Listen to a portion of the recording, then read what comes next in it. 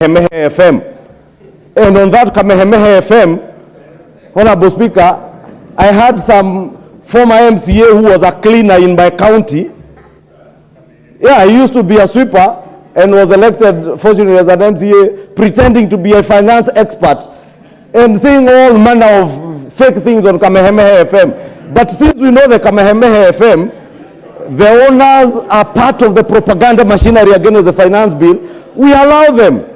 And I also want to assure the people of Kenya, even as they picket, even as they express their views, as I said during the second reading, a lot of the misinformation, lies and propaganda, including that on Kameme FM, what you are being told is not true. Nobody will die because this finance bill has passed.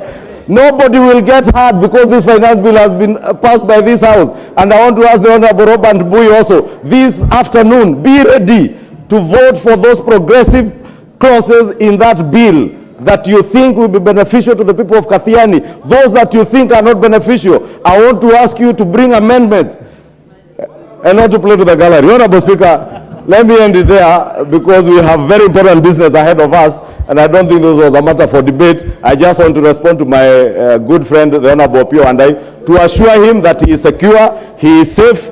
But as much as you are safe, please do not organize anybody to preclude me from coming to the house, or any member of Kenya Kwanza to be intimidated, or any member of Azimio to be intimidated by those who support this bill from coming to oppose this bill on the floor.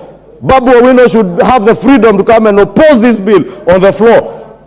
And I know those who are not in the house, like my friend, the former leader of minority,